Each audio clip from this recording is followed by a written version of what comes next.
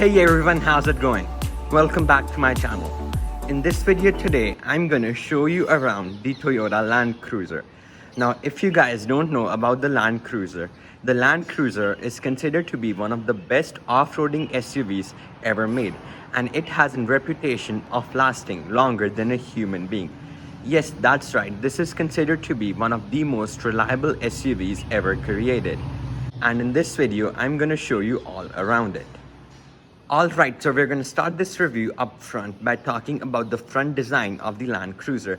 Now beware that this is not the latest generation of the Land Cruiser which has just been launched. This is the outgoing model, so it won't be the latest one. But let's start up front. Now first of all, you have this gigantic Toyota grille which is covered with chrome. And then you have the Toyota logo right here, which is also the sensor for the adaptive cruise control, and there's also the front camera right down here. And now moving on to the headlights, these are projector headlamps and these are not fully LED, which is something that you'd expect at this price range. But that's one thing about this car, it doesn't have all the features that you'd expect, and I'll get to that in a second why that's it.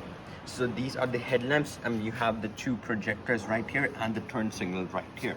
Then you also have fog lamp down here. Then moving along to the front bumper, you also have this Land Cruiser written in giant font right here. And down there's also some space if you want to fit a aftermarket light bar, which the owner has fitted in this case. So that's it for the front. Now let's go to the rear. Alright, now from the side, let's talk about the Land Cruiser. As you can see, it's absolutely massive, which is something you'd expect from a full-size SUV. Now in more detail, you also have these huge side steps to help you get into the car, since this has some very large ground clearance. Now let's talk about these tires. Now these tires are full off-roading tires because this car is meant to be an off-roader. As you can see, they're quite big in size, almost 18 inches in diameter, but they have a huge tread wall, so that makes it huge. And you can also just manage to see suspension components back there. And then after that, you also have this side cable right here. And then you have this chrome door handles also right here. So that's it for the side. Now let's go to the rear. Now from the rear, the Land Cruiser is again quite boxy in design. You have these LED tail lamps which are LED, contrary to the front headlamps. Then you also have the trim model right here, the BX, signifying this is the top end.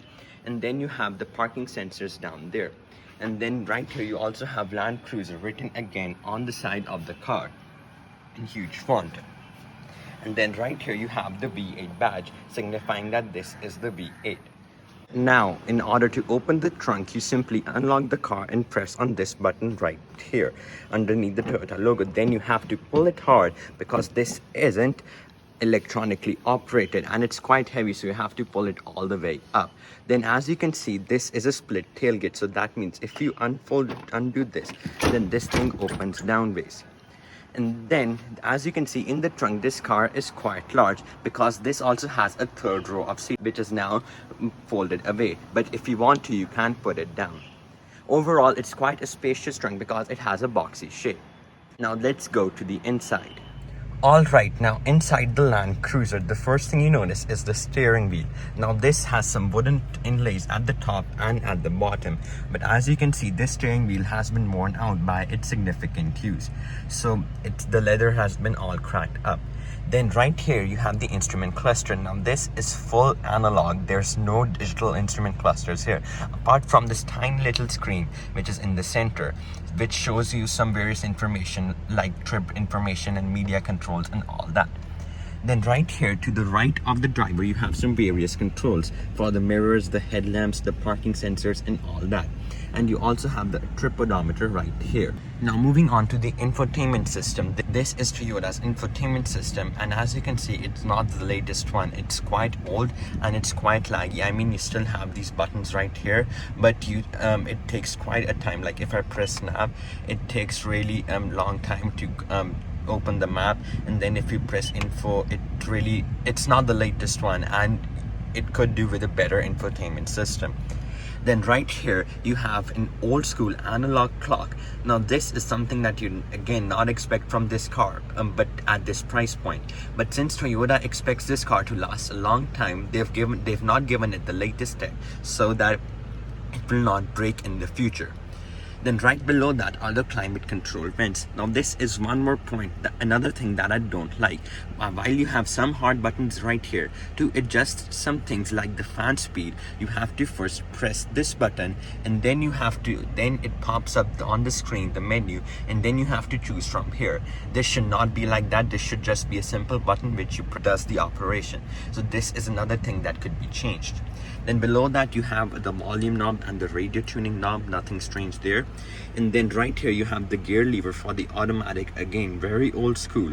And here you have another old school thing, an analog handbrake.